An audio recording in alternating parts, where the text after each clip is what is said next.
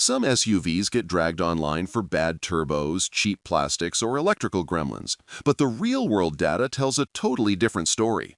A small group of rigs out here in the wild are clocking ridiculous mileages with barely any shop time, and repair rates so low it almost feels scripted.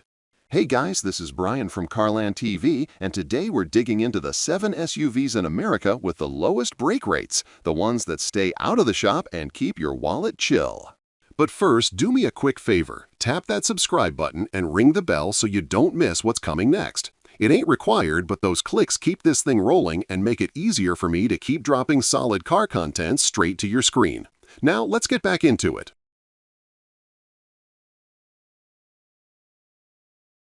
Toyota RAV4. Kicking this off with the obvious one, the Toyota RAV4. There's a reason you see these things everywhere. In the US, it's been the best-selling SUV for years, and that's not just because of marketing. Long-term data from places like Consumer Reports and iSeeCars shows the RAV4 consistently landing near the top for reliability and long-term durability, with a big chunk of owners reporting no major repairs even past 150,000 miles. A lot of that comes from Toyota using proven engines and transmissions instead of chasing crazy power numbers that end up breaking stuff later. From a numbers angle, the RAV4 regularly scores above average or much better than average for engine, transmission, and in-car electronics in owner surveys. Shops see fewer serious failures on these compared to a lot of rival compact SUVs. And when you dig into complaint databases, most issues are small annoyances instead of wallet killers. Parts are everywhere. Techs know these platforms inside and out, and that keeps repair time and costs down whenever something does pop up.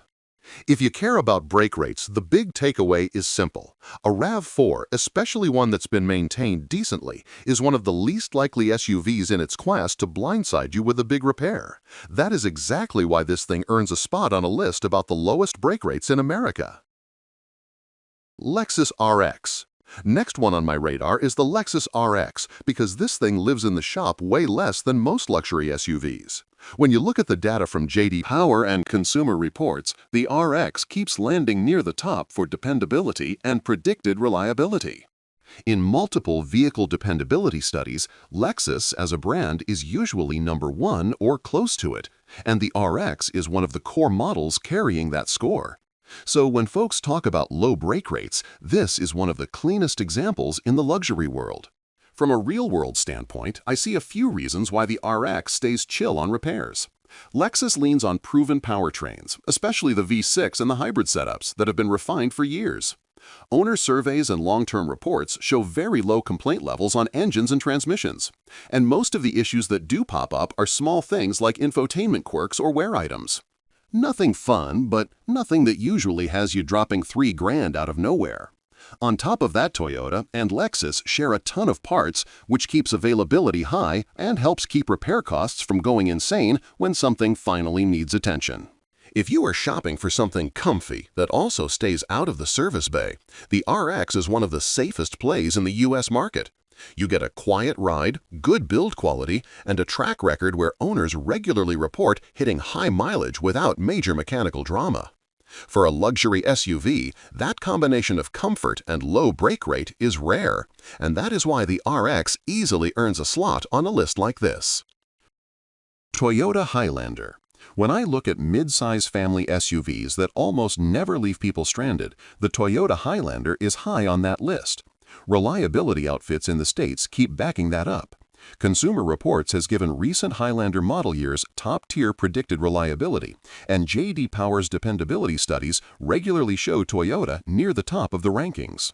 Out in the real world, owners are stacking 200,000 miles and beyond, with very few stories of major engine or transmission failures, which is exactly what you want if you haul kids, gear, or both.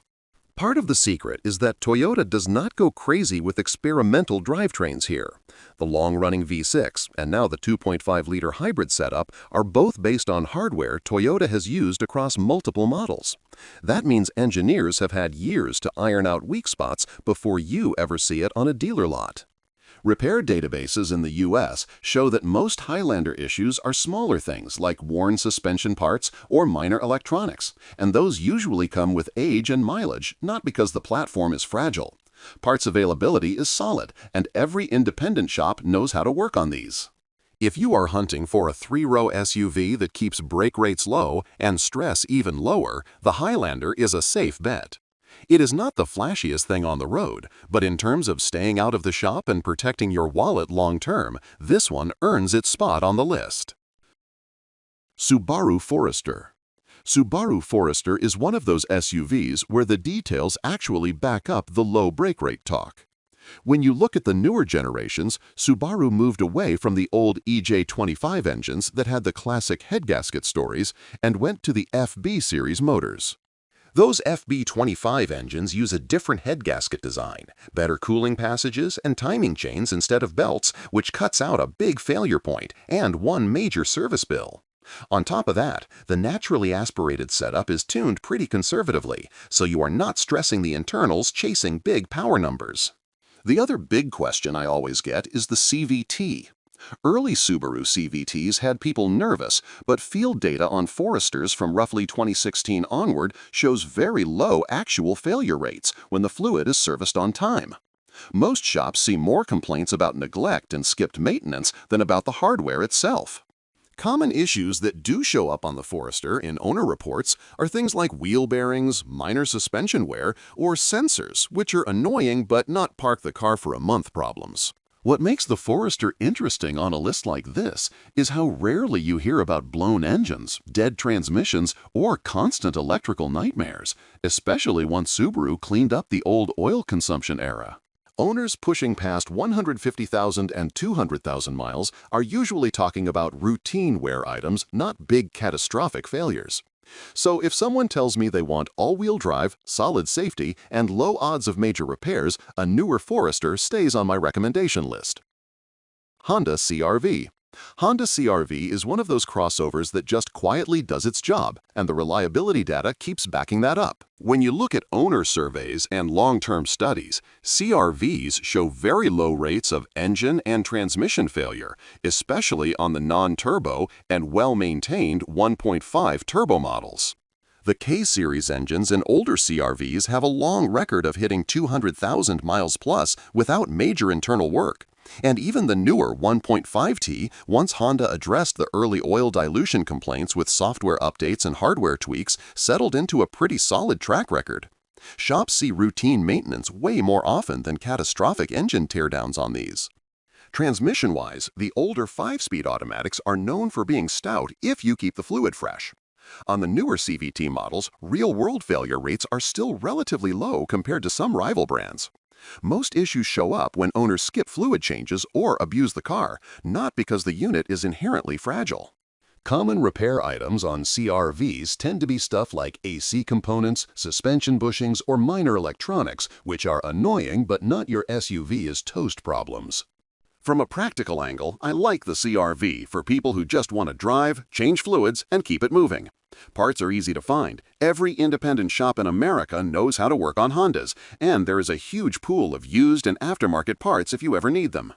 If your goal is low brake rates and predictable ownership costs, a well-kept CR-V is a strong play.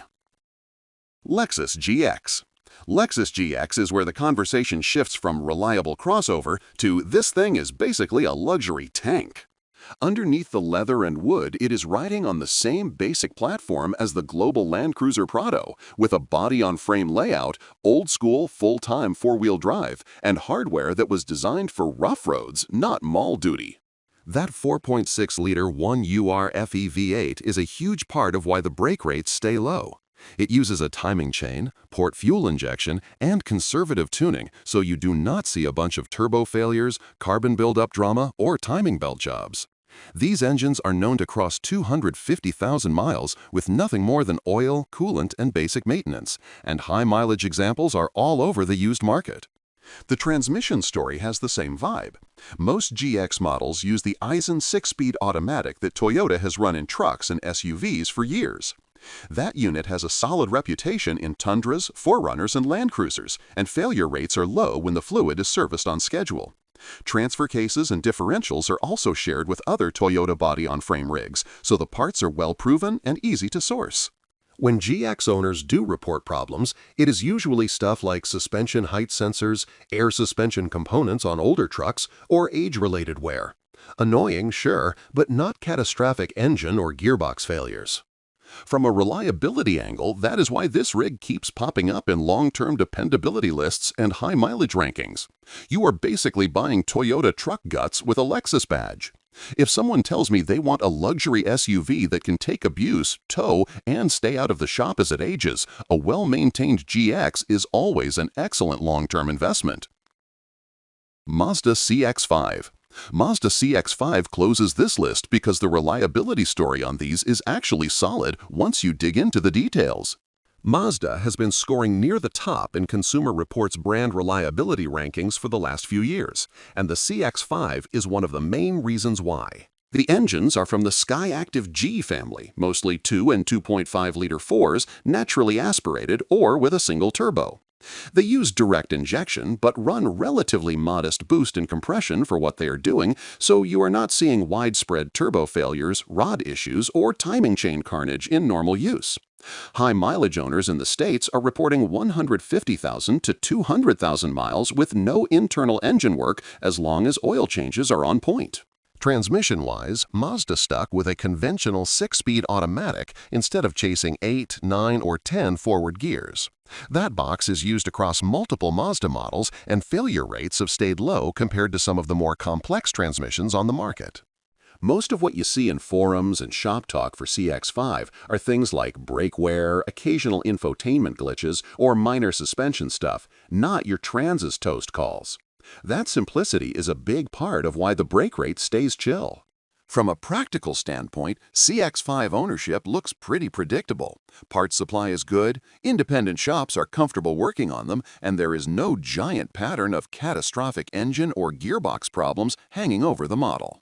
So if someone wants something that drives nicer than a lot of crossovers but still keeps repair risk low, the CX-5 makes sense. It earns a spot here because the hardware, not just the ratings, lines up with very low odds of major failures over time.